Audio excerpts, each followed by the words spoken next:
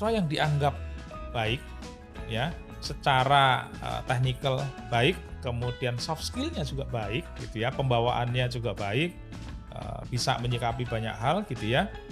Pada saat balik ke kampus biasanya terus skripsi. Jadi kan balik skripsi kan ya. Betul, Pas Pak. skripsi itu biasa ditawarin tuh. Nah, ditawarin kamu skripsi di sini aja gitu. Nah, kalau udah itu tanda-tandanya Anda akan dapat golden ticket tuh. Ya, tanda tanya. Jadi kalau Juga sudah berharap. tawarin skripsi di sini aja itu. Pas besok nih lulus biasanya udah kamu kerja di sini aja. Kami banyak menemukan itu. Saya banyak laporan dari mahasiswa yang kita tanya gitu, sekarang sudah kerja di sini, sekarang kerja di sini gitu ya. Bahkan yang kita survei rata-rata dia malah sudah bekerja di tempat dia magang dulu gitu. Terus saya tanya kepada mitranya gimana? Ya ini perusahaan mengatakan ini malah bagian kami untuk rekrutmen. Jadi kalau dulu dia cari mahasiswa-mahasiswa yang sudah lulus, kemudian baru di-hire, sekarang mahasiswa yang masih aktif dicari, yang cocok langsung diambil ya untuk bekerja di sana. Nah, ini menarik teman-teman. Ini poin saya ingin sampaikan kepada teman-teman, perusahaan itu happy dan Anda akan diterima bekerja di sana kalau Anda bekerja dengan baik. Ya, bekerja dengan baik itu apa? Anda yang menjadi targetnya, apa yang harus Anda kerjakan ya Anda kerjakan. Jangan ngeluh terus gitu ya di sana. Yang kedua, soft skill-nya ada. Soft skill-nya ada ini penting. Jadi pas di sana jangan karena mentang-mentang Anda anaknya orang kaya begitu ya, terus pas kerja ya seolah-olah ya semua Anda harus fasilitasi, komplain sana sini gitu ya. Karena nggak semua perusahaan seperti yang Anda bayangkan.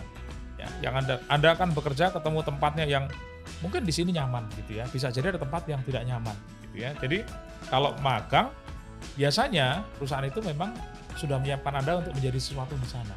Jadi belajar kalau di perkebunan, ya tadi saya contohkan sawit, ya Anda akan diajarin bagaimana menyiapkan lahan sampai bagaimana pasca dari sawit itu akan dibawa kemana. Nah, ini penting ya teman-teman. Kalau itu Anda lakukan dengan baik, apalagi Anda memberikan terobosan-terobosan, saya yakin Anda malah akan diterima ya sudah di sini saja. Dan penting juga, tadi belum saya ulas nih. Dari hasil survei juga, rata-rata mahasiswa yang alumni MSIB bekerja, itu gajinya itu 1,7 UMP yang biasanya. Wow. Ini hasil survei juga gitu ya.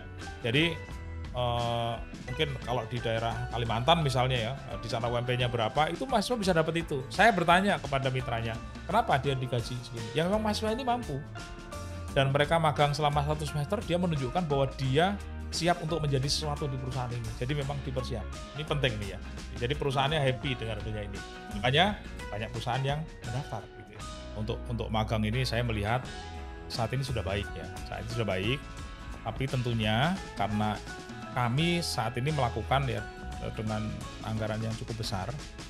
Tapi harapannya kan ini jangan terus kami dorong dari kementerian gitu ya. Tapi harapannya ini bisa menjadi mandiri nantinya. Jadi yang kami berikan saat ini adalah praktik baik bagaimana proses magang.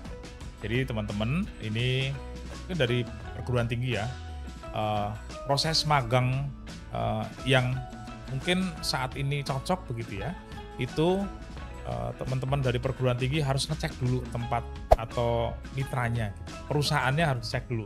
Minimal seperti yang kami lakukan. Yang pertama, pastikan mahasiswa itu 1 semester ngerjain apa di sana. Itu harus clear gitu ya. Kemudian dengan spesifikasi mahasiswa seperti apa yang diminta. Kemudian nanti mahasiswa yang diterima juga harus sesuai dengan bidangnya. Jadi bukan hanya titipan-titipan. Jadi clear itu apa yang kami lakukan ini memberikan praktik baik agar perguruan tinggi nanti melakukan hal yang sama pada saat magang. Tidak asal ngirim magang. Bahkan saya sering mendengar begitu ya, ada mahasiswa yang tiba-tiba buat laporan, saya sudah magang Pak gitu ya, ada yang kondisi, nah itu harusnya dihilangkan gitu ya, agar mahasiswa betul-betul mengikuti magang dengan baik.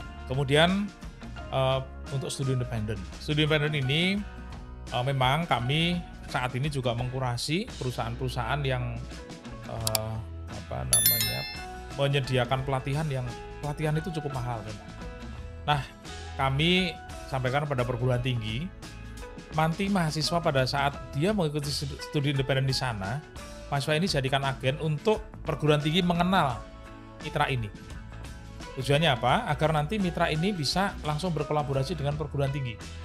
Jadi nanti mitra ini bisa didorong untuk mungkin memberikan pelatihan-pelatihan yang lebih singkat begitu ya, atau mungkin bisa kolaborasi sama seperti ini dengan biaya yang relatif terjangkau.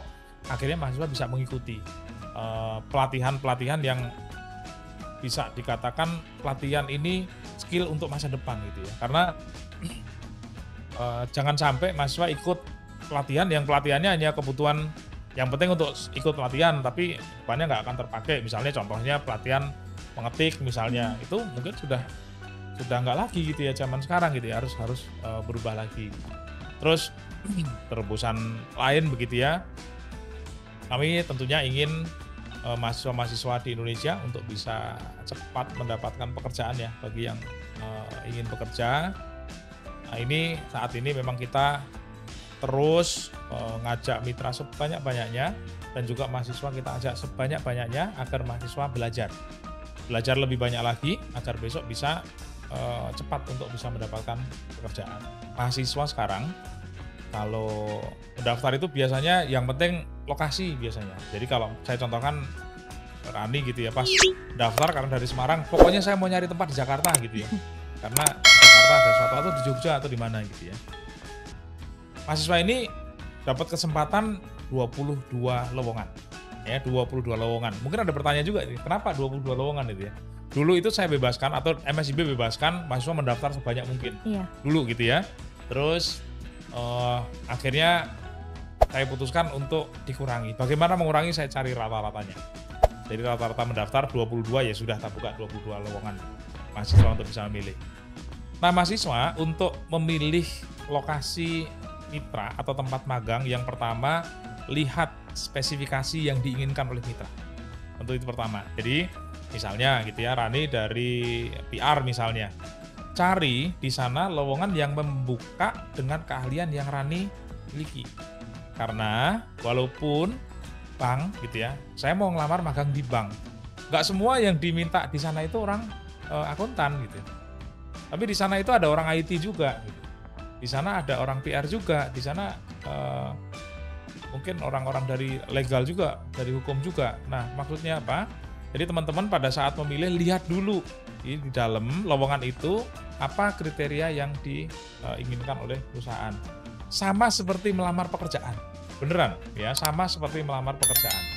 Terus yang kedua adalah dari sekarang sudah mulai bikin akun. Biasanya gitu ya kalau sudah mepet-mepet kan banyak nih gitu ya, dengan lowongan banyak yang kami publikasi semakin banyak lagi, pendaftaran banyak.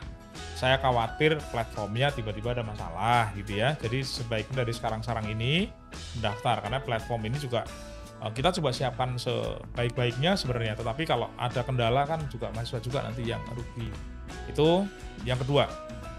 Jadi yang pertama tadi pada saat memilih lihat kriterianya. Yang kedua cek kalau perlu sekarang sudah mulai berdaftar. Dan yang ketiga teman-teman jangan lupa berdoa.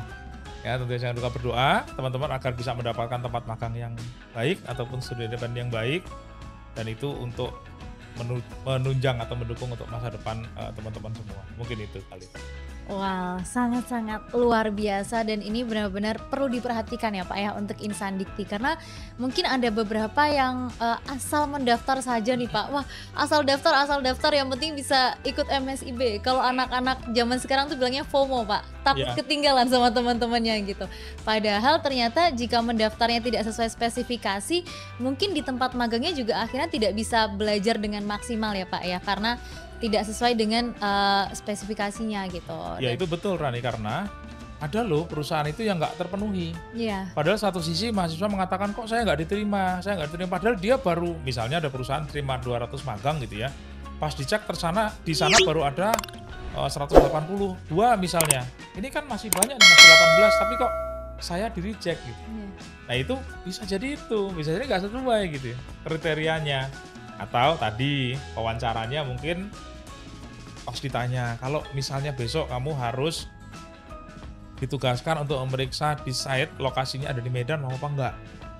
Oh, jawabnya nggak bisa Pak. Wah saya nggak bisa, ya udah siap-siap nggak diterima itu. Jadi eh, pada saat Anda magang, lihat nih kalau perusahaan yang Anda pilih itu perusahaan yang multinasional begitu ya, bisa jadi dia akan banyak site ya di Indonesia dan bisa jadi Anda akan dikirim baik dalam atau luar negeri.